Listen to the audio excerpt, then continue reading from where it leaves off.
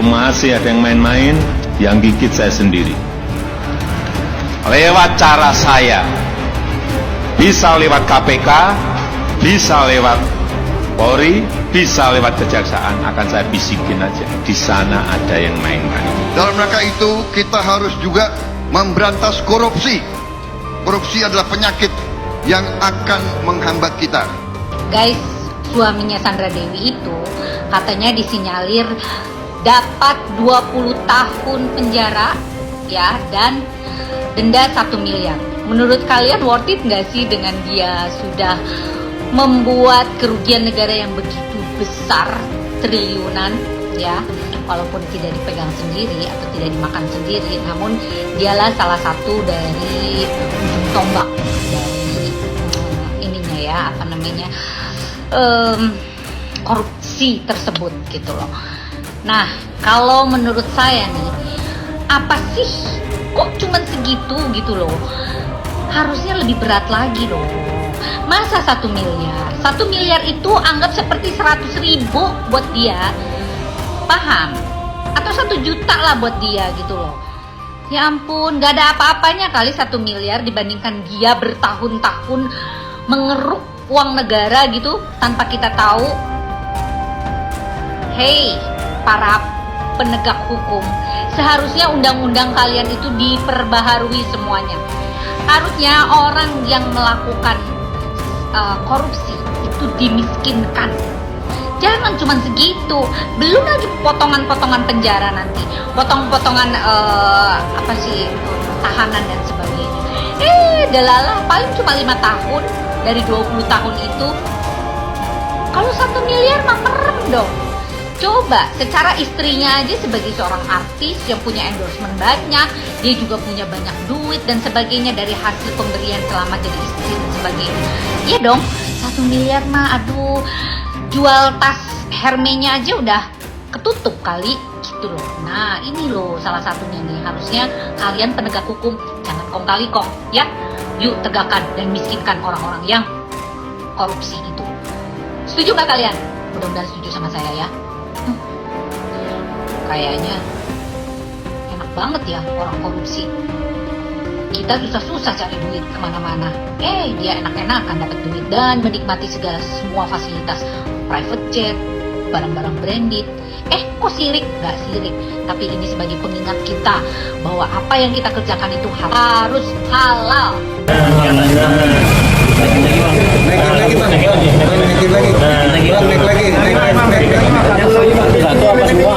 Satu aja bang. Baik, itu satu ya. Satu ini itu dijelasin. Berapa bang? Jelasin foto itu bang. Nggak kenal sama dia. Ini Raffi Ahmad dengan Wahyu Kenzo sama istrinya memberi hadiah pada saat kelahiran anak kedua Raffi Ahmad. Nah, hadiah ini kan menerima sesuatu, maka dia juga menerima sesuatu. Kita berharap dia untuk mengembalikan apa yang dimaksud dengan kemudian yang kedua, ini dia sebagai brand ambassador waktu mengunjungi perusahaannya di Malang. Kemudian yang ini dulu yang kami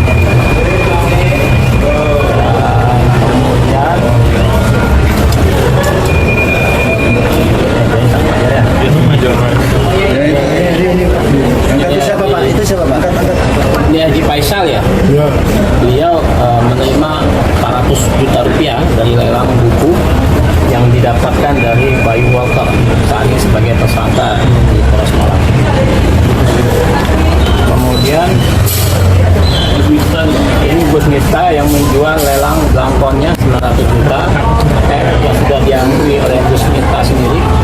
Kemudian di bawah ada Dr. Tirta yang motornya 120 juta. Kemudian ini CEO-nya sudah kita sebagai terlapor. Ini adalah siapa? William Ambassador ya. CEO-nya istrinya si Wahyu Kenzo. Kemudian ini Ian Demasif sama Judika. Beliau adalah sebagai brand ambassador dari Blueberry yang juga sudah rilis sebagai bahan dari produk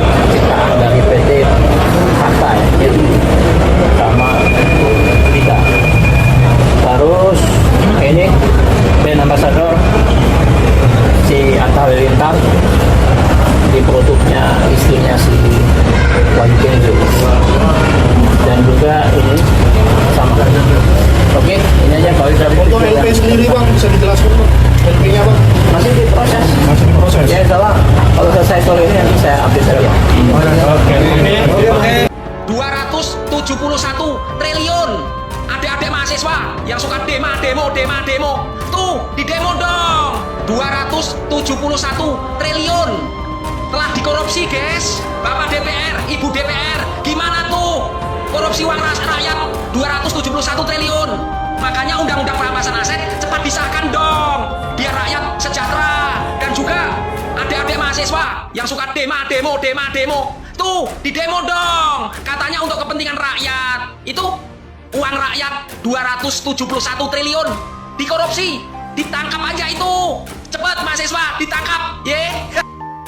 Menguak orang kuat dibalik dugaan korupsi Rp 271 triliun suami Sandra Dewi. Harvey Muiz diyakini mendapat backup atau perlindungan dari orang kuat dalam kasus korupsi Rp 271 triliun yang melibatkan pejabat PT Timah. Pasalnya, korupsi ini sudah berlangsung sejak lama, sejak tahun 2015 hingga 2022. Ahli hukum tindak pidana pencucian uang Yenti Garnasi mengatakan penambangan liar adalah kegiatan ilegal yang kasat mata dan melibatkan banyak orang. Menurutnya, sulit diterima akal sehat. Kegiatan yang melibatkan banyak orang dan kasat mata bisa berjalan dengan aman dan berlangsung lama. Pertanyaannya, apakah hanya orang-orang ini saja yang kemudian leluasa bertahun-tahun melakukan kejahatan di lapangan penambangan timah dan sampai tidak ketahuan? Saya kira tidak, kata Yenti dalam program Sapa Indonesia Pagi Kompas TV Jumat 29 Maret 2024. Ini siapa yang melindungi? Pasti ada orang-orang kuat yang melindungi. Siapa ini juga belum terungkap dan harus terungkap, tuturnya. Yenti kemudian mempertanyakan pengawasan negara terhadap praktik-praktik ilegal seperti penambangan liar ini. Dia curiga ada kong kali kong antara penambang liar dengan pihak yang mestinya bertindak sebagai pengawas. Apakah memang sistem negara ini sudah tidak ada pengawasannya? Atau pengawas-pengawas itu malah justru kong kali kong supaya orang-orang yang ketahuan curang ini, ataukah mereka yang ketahuan menghabisi harta negara yang harusnya masuk ke negara ini malah dilindungi, ujarnya, seperti dilansir kompas.com. Yenti pun heran, PT Timah Tbk yang notabene merupakan anak perusahaan badan usaha milik negara kebobolan dan menyebabkan negara rugi hingga ratusan triliun. Menurutnya, berkaca dari kasus ini harus dilakukan evaluasi terhadap sistem pengawasan negara. Ia juga mendorong Kejaksaan Agung untuk mencermati perusahaan-perusahaan boneka atau cangkang yang dibuat dalam kejahatan ini. Perusahaan cangkang ini atau perusahaan boneka ini juga harus dilihat apakah memang ada izinnya, ataukah izinnya diada-adakan, atau ada pemalsuan.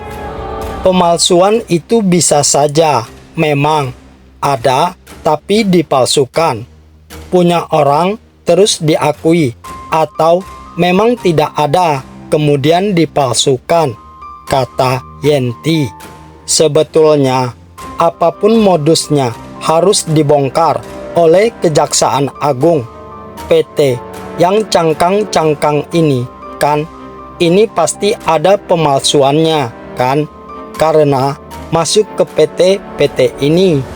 Ternyata PT-PT itu tidak sebagai anak perusahaan, atau memang PT yang dibuat seolah-olah anak perusahaannya.